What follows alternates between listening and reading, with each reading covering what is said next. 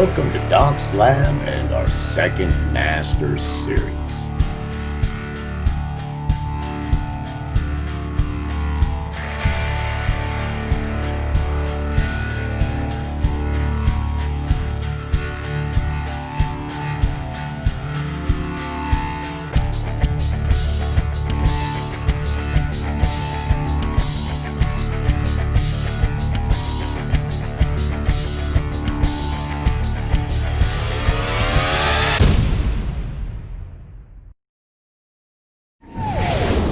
Welcome to Friday night's video, or I should say welcome to Doc's Lab and our second Master Series. I do believe this is the 114th video in our second Master Series, the 63rd video on basic processors, the 26th video on sculpting processors, and the third video on harmonics.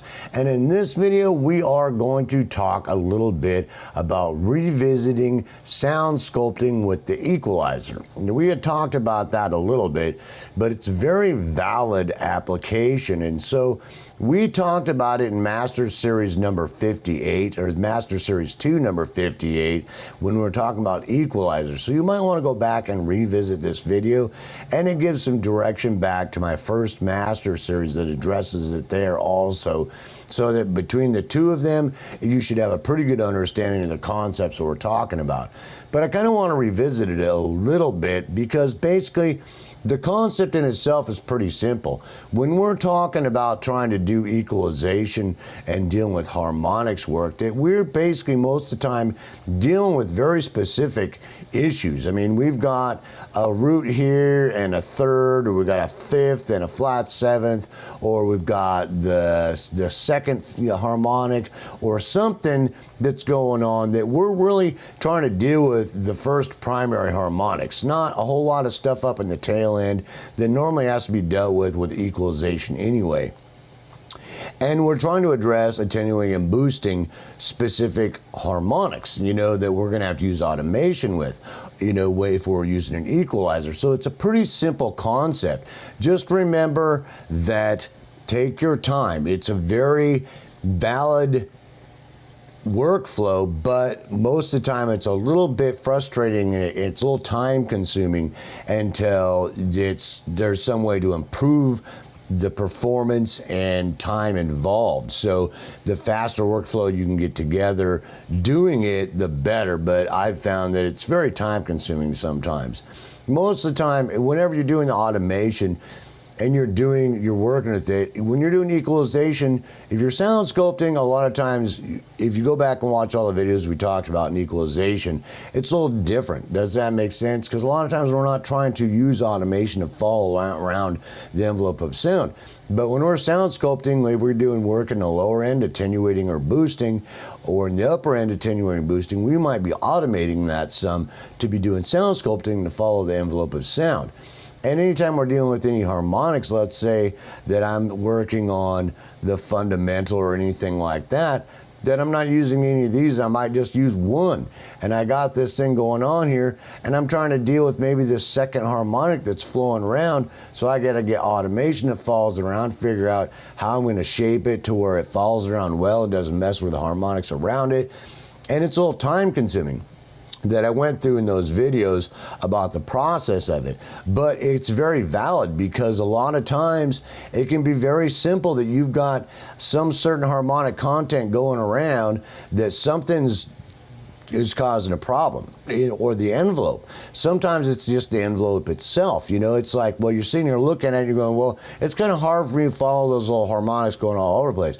But if I look at a general envelope, like we talked about, that can change from one verse or chorus or the way they're articulating their sound, that sometimes you're just going to do a little shaping on the envelope. And sometimes the ADSR isn't ADSR, it's multifaceted, it has lots of different facets to it. So you're going to want to use automation to follow the envelope around so that you're shaping the envelope itself as it moves around. There's some plugins that can do that, but a lot of times this is a very valid way to get it done. So you may be just trying to sound sculpt one harmonic, or you may be actually trying to work on the automation or work on the envelope itself to where you'd really be having a lot wider queue happening.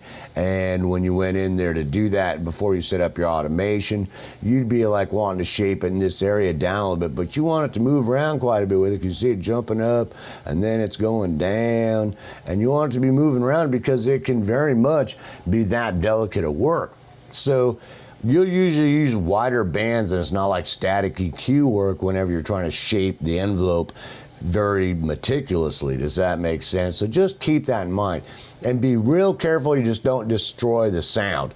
You know, really work on your critical listening and things like that, especially when you're doing this, because you get going, it's very time consuming work, and you find you by the time you get done, you've just mangled the sound. You know, A-B it back and forth, see what you're doing.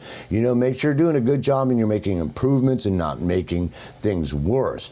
But it's a pretty simple process. Normally, you've got 1 or 2 harmonics and something going on like that, or you're trying to shape the envelope. I mean, you very literally might be coming in there with different EQs like this and shaping the envelope very drastically to where you've got this coming in here like this, and you've got some EQs going up in here with different cues that are following the envelope of sound. So that would be going like that. That's just a prime example. And you'd be automating that to move up and down. So it would be moving with the sound so that you've really sculpted that envelope.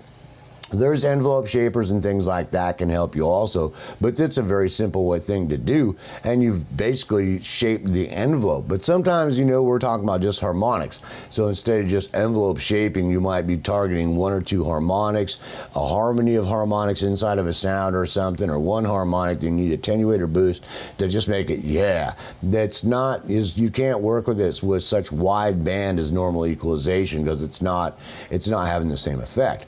So, and normally having some kind of static sound to work with, you know, or that you take a test capture of the vocalist or instrument or whatever you happen to be working on to work on it.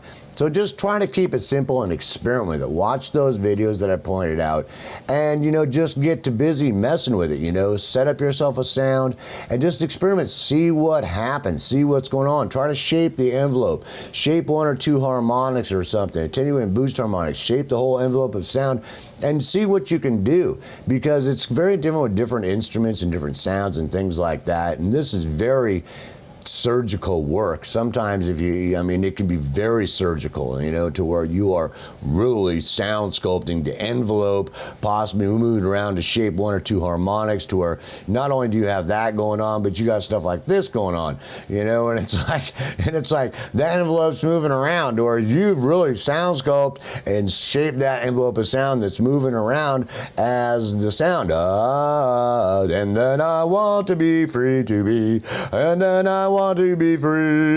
You know what I'm saying? And it's, you know, it can be very surgical. So just take your time, have patience, do a good job, and experiment and see with what you come up with. So I certainly hope you enjoyed this video on just revisiting sculpting with the EQ, and I hope you go back and watch those videos and take your time. And as we get through this harmonics segment, a lot of it will have a lot more sense because of different applications we use to do it that can really help you utilize a lot of different tools together to get done what you want. Or when one tool doesn't do something as good as another tool, you know, use the tools you need to get done what you want. So peace, hope, love. I certainly hope you enjoyed this video, and I will see you in the next one.